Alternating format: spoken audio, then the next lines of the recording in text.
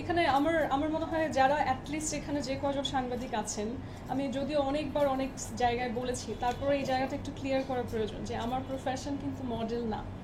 এবং এই মডেলের উৎপত্তিটা কোন জায়গা থেকে হয়েছে সেটাও আমি জানি না, হয়তো আমার কোনো ছবি দেখে বা কারো বলায় মনে হয়েছে মডেল। আমার প্রফেশন হচ্ছে রাজনৈতিক প্রশিক্ষক, পলিটিক্যাল ট্রেনার।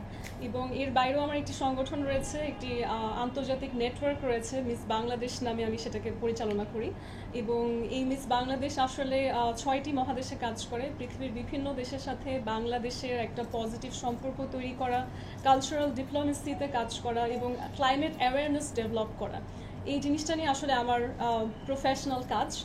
এবং সৌদি রাষ্ট্রদূতের সাথেও আসলে আমার কাজের মাধ্যমেই দেখা হয়। ওনারই একজন পরিচিত ব্যক্তি, ওনার ফ্রেন্ড বলি বাট ফ্রেন্ড না আসলে, মানে ওনার ক্লোজ একজন অ্যাকোয়েন্টেন্স।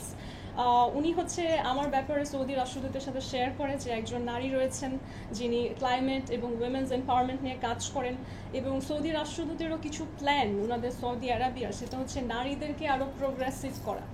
পৃথিবীতে যেমন আমরা সৌদি আরবিয়াকে সবসময় কট্টরপন্থী হিসেবে জেনে এসেছি, তারা চায় না যে সমাজ তাদেরকে সেভাবে জানুক। তো ওরা নিজেদেরকে অনেক রকম কনসার্ট, ফ্যাশন শো করে এখন মানুষের কাছে আরও বেশি অ্যাকসেপ্টেন্স বাড়ানোর চেষ্টা করছে। তো সেই চেষ্টার একটা মাধ্যমই ছিল আমার সাথে তার কোলাবোরেট করে কাজ করা।